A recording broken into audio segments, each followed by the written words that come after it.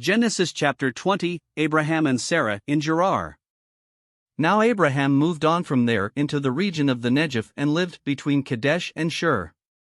For a while he stayed in Gerar. 2 And there Abraham said of his wife Sarah, "She is my sister." Then Abimelech king of Gerar sent for Sarah and took her. 3 But God came to Abimelech in a dream one night and said to him, "You are as good as dead because of the woman you have taken. She is a married woman." For now Abimelech had not gone near her, so he said, "Lord, will you destroy an innocent nation?" 5 Did he not say to me, "She is my sister," and didn't she also say, "He is my brother"?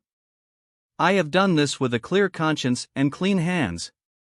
6 Then God said to him in the dream, "Yes, I know you did this with a clear conscience, and so I have kept you from sinning against me. That is why I did not let you touch her." 7 Now return the man's wife, for he is a prophet, and he will pray for you and you will live. But if you do not return her, you may be sure that you and all who belong to you will die. 8 Early the next morning Abimelech summoned all his officials, and when he told them all that had happened, they were very much afraid.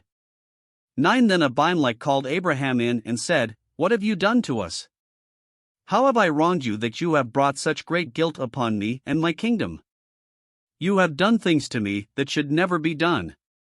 10 And Abimelech asked Abraham, "What was your reason for doing this?"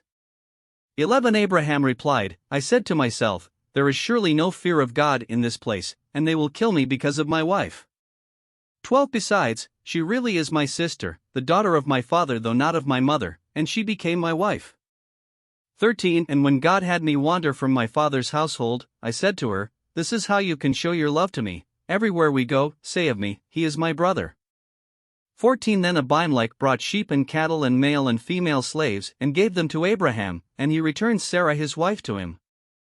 15 And Abimelech said, "My land is before you, live wherever you like." 16 To Sarah he said, "I am giving your brother 1,000 shekels, of silver. This is to cover the offense against you before all who are with you, you are completely vindicated." 17 Then Abraham prayed to God, and God healed Abimelech, his wife and his female slaves so they could have children again. 18 For the Lord had kept all the women in Abimelech's household from conceiving because of Abraham's wife Sarah. Explanation and understanding. Deception. Abraham, fearing for his life because of Sarah's beauty, introduces her as his sister rather than his wife to Abimelech, the king of Gerar. Abimelech takes Sarah into his household. Divine intervention. God intervenes by appearing to Abimelech in a dream, warning him that Sarah is Abraham's wife. Abimelech pleads his innocence and ignorance.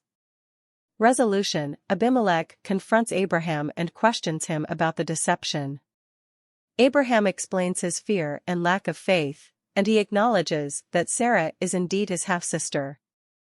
Blessing. In recognition of Abraham's honesty and righteousness, Abimelech returns Sarah to him and provides gifts of sheep, oxen, and servants. Abimelech blesses Abraham, and God heals the king's household. Genesis 20 emphasizes the theme of God's protection over Abraham and Sarah and the importance of honesty. It illustrates the consequences of deception, the value of truth, and God's sovereignty over human affairs. This chapter serves as a lesson on faith, integrity, and the divine presence in the lives of the patriarchs. It highlights the fulfillment of God's promises to Abraham and reaffirms the role of Abraham as a father of nations.